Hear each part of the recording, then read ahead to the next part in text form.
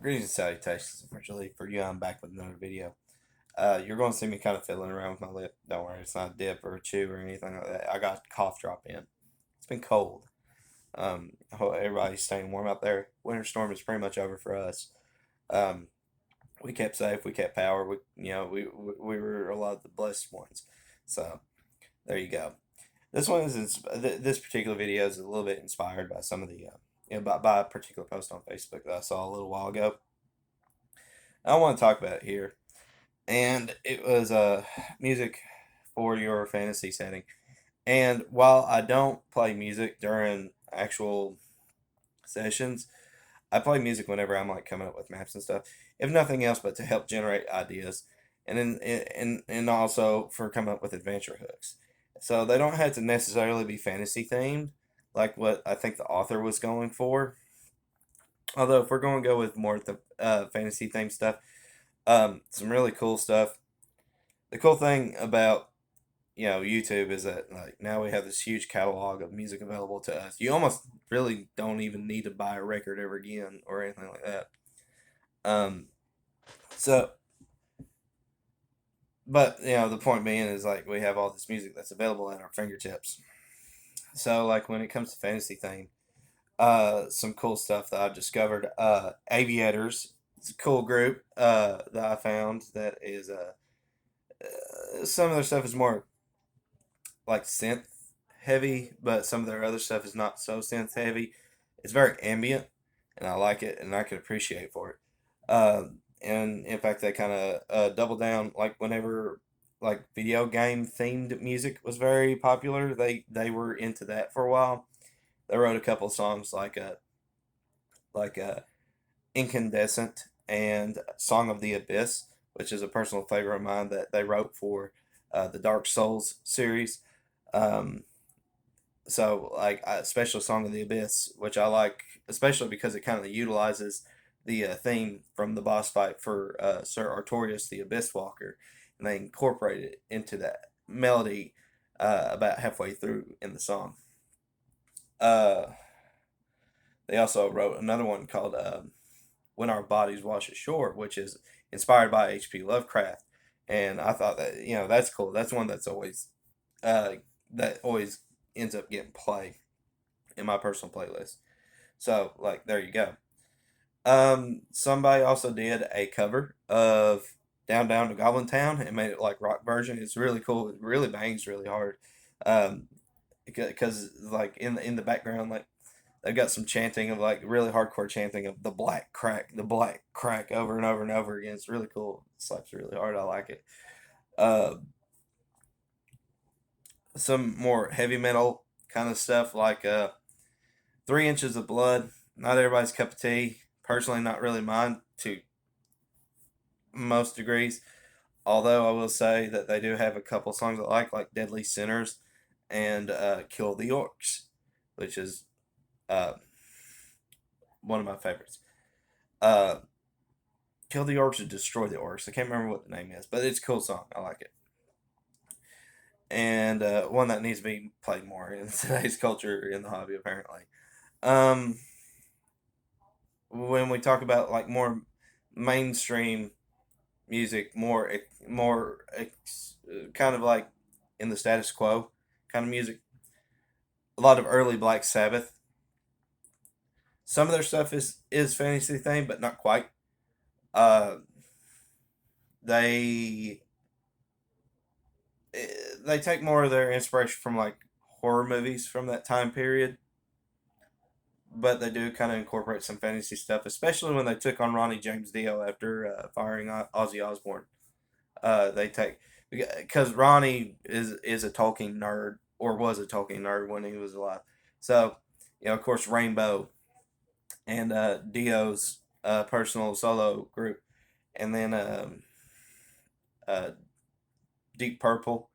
They have a lot of fantasy themed songs. Um, Led Zeppelin, like they have so many songs that are based off of Tolkien. So like you really can't like, especially number four, Led Zeppelin four, so whatever you want to call it, like very fantasy themed. Uh, I like Houses of the Holy. that one I would say probably gets more play on my phone whenever I'm listening to music to try to put some stuff together.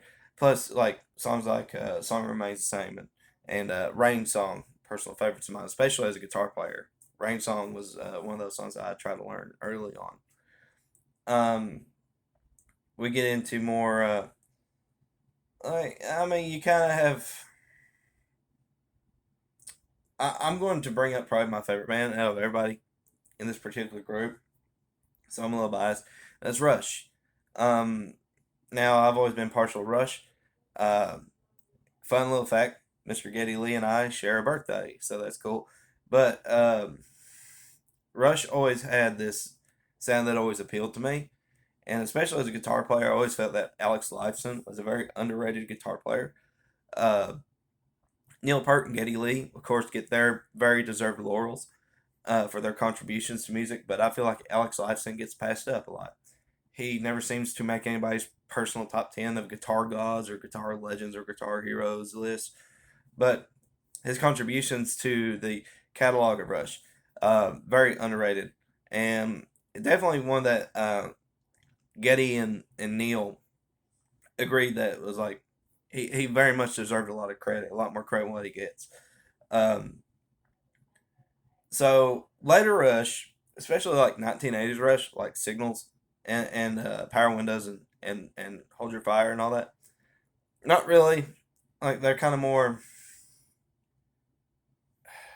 I They have some kind of science fiction-y kind of feels to them, but not a whole lot. It's very like retrospective. It's hard to describe. It's very retrospective in a lot of ways, and a lot of it has a lot of political commentary. Although they always had songs that had political commentary, it just seemed like as the 80s went on, it had more so. So I wouldn't say, like, even though I like a lot of those Rush albums from that time period, in terms of, like, is this something I'm listening to while I'm drawing a map or something? Not really. Earlier Rush. So, um, we're talking, and even then, I'm talking about pre moving pictures. Like, I'm probably talking about, like, up to Permanent Waves. So, and there you go. So Fly By Night is a good one. The self-titled Rush album is another one. Fly By Night, Crest of Steel, which is probably their least regarded album. A lot of people criticize it quite a bit for trying to sound too much like Zeppelin. I tend to agree. It's definitely one of their weaker entries, but I still like that album. I still feel like songs like Bastille Day are really cool entries into the Rush catalog. Uh, we got um, A Farewell to Kings, which I feel like probably fits best in terms of the ambience of the music. If not the lyrical content, then mostly the ambience of the music, if that makes sense. Um, Kind of goes back to my Aviators thing. Like it's more about the ambience necessarily than the lyrical content, but yeah, they do have some more outright like medievally kind of stuff going on. Um, I talked about Fly By Night, and I didn't even talk about Bytor and the Snow Dog. So like you had to bring that up because it's like it definitely has a very epic kind of conflict narrative to the song. I should have brought that up. I feel like it's definitely something that I could see like playing at it like a table. Like you know what I mean? Like I feel like somebody like this probably came up in somebody's game and somebody wrote a song about it, even though that's not what the case was. It still was it's something you could see happening because of how like narrative it seems to be. Um, I'm gonna try to wrap it up because I'm rambling now. 2112 again, mostly for the ambience, comes up with cool ideas though. Like I'll start thinking about like the priests of Syrinx and stuff like that, and start like kind of riffing off that idea. You know, because I'll often take lyrics from music and kind of riff around with the idea and come up with like a cool narrative idea. Not necessarily to write a story, but to kind of build around like a person or a thing or an organization or something.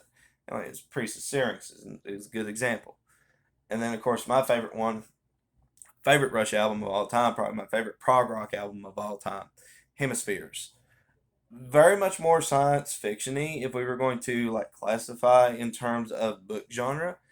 But still, I feel like, especially when we talk about like, because it feels like a sister album to A Farewell to Kings, simply because the first title track of Hemispheres is also Cygnus X1 Book 2, and A Farewell to Kings ended with the song Cygnus X1 Book 1. So it's a continuation on the narrative of Cygnus X1. And, it, it's a kind of longer album to some degree, even though it doesn't have that many songs on it, because the first one's like almost a half hour long, and a lot of the songs are clocking in like to be subdivided. But it does have things like chemistry and stuff like that, like more shorter entries. But because it's only like a handful of songs, it's actually not a very long album, but it's one of my favorites. And I guess that's it. I've said my piece. Um, I've said what I could think of. Of course, if I find any more like music for you to play, like while you're drawing a dungeon map or something, I'll come up with something.